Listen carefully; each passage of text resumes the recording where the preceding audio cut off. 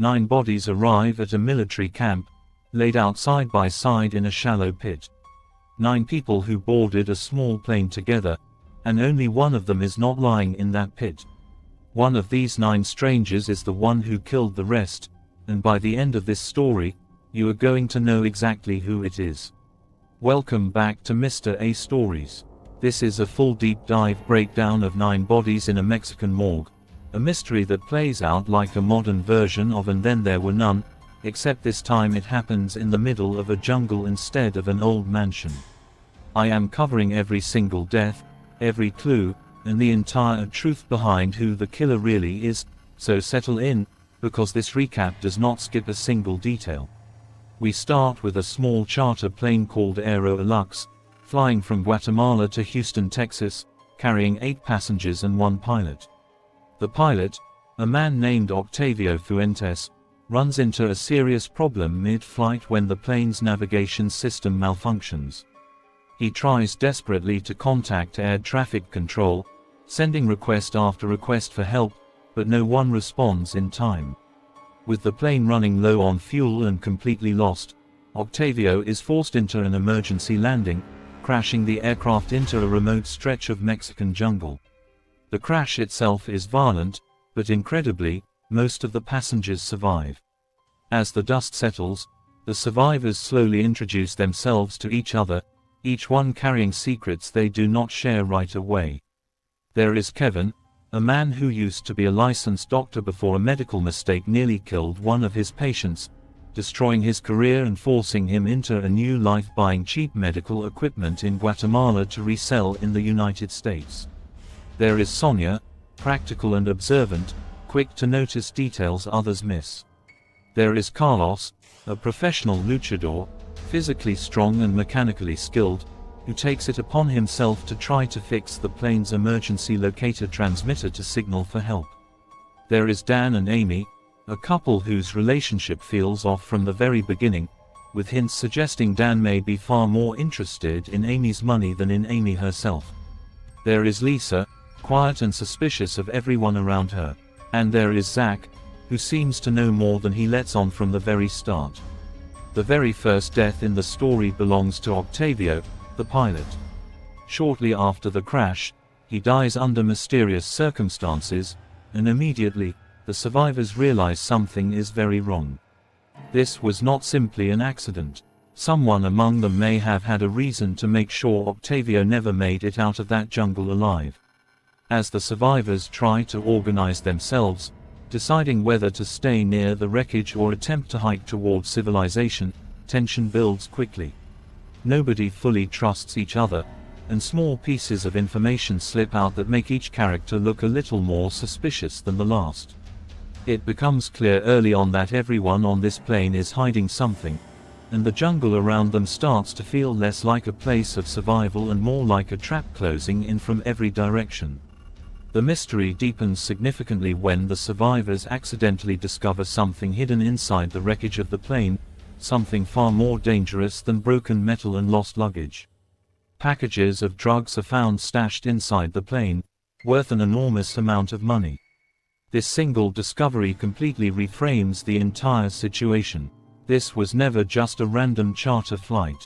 Someone on this plane was using it to transport drugs, and now that the secret is out among the survivors, whoever is responsible has every reason in the world to silence anyone who might expose them, or worse, anyone who might try to take a share of that profit for themselves. From this point forward, the survivors are not just fighting to escape the jungle. They are trying to figure out which one of them is a killer willing to take out anyone who gets too close to the truth. Carlos becomes the next major victim. While attempting to climb a nearby hill at night to place the plane's emergency transmitter in a position where it might actually reach a rescue signal, he is attacked and killed, and the equipment he was trying to use gets disconnected before it can send any signal out. His death makes it painfully clear that the killer is not just reacting out of panic.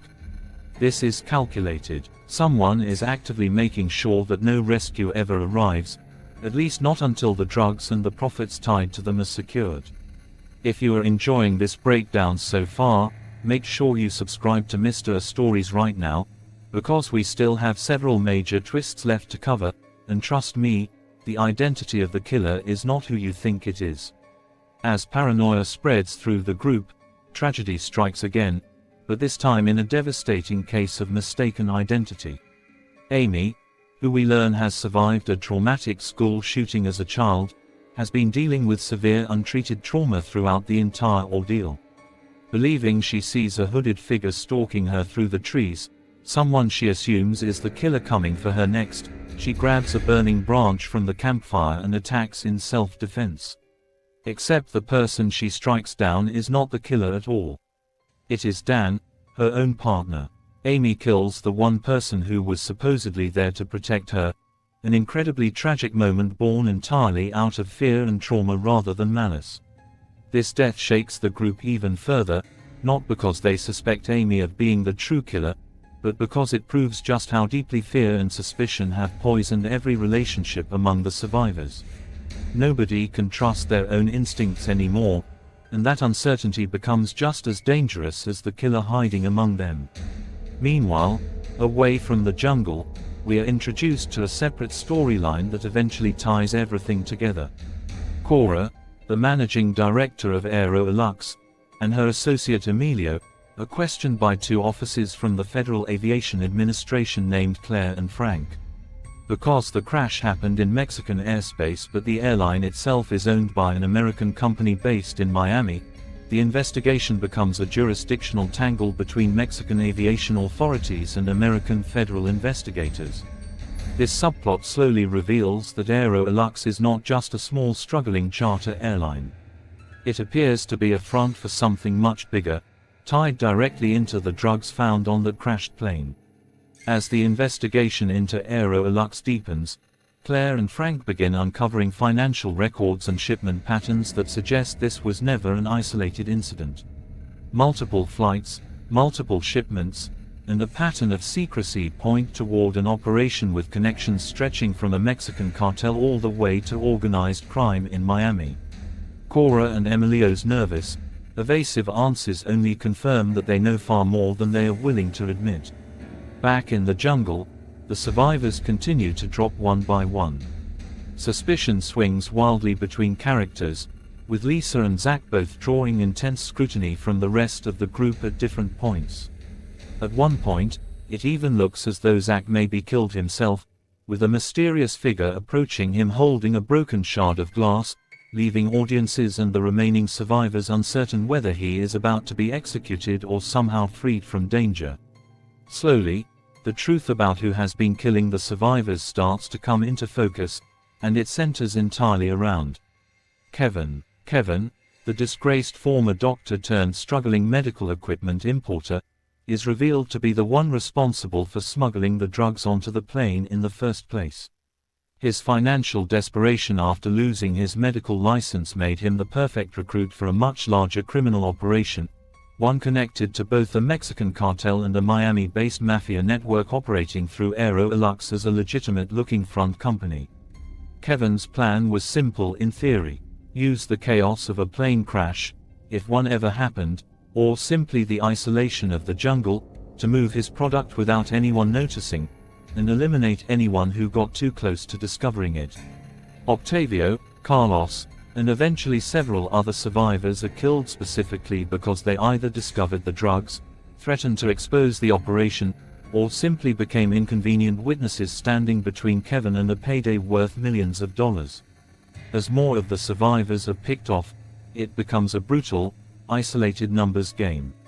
In total, 8 of the original 9 passengers end up dead, all except for Kevin himself, who orchestrated the entire massacre while presenting himself as just another frightened victim trying to survive alongside everyone else.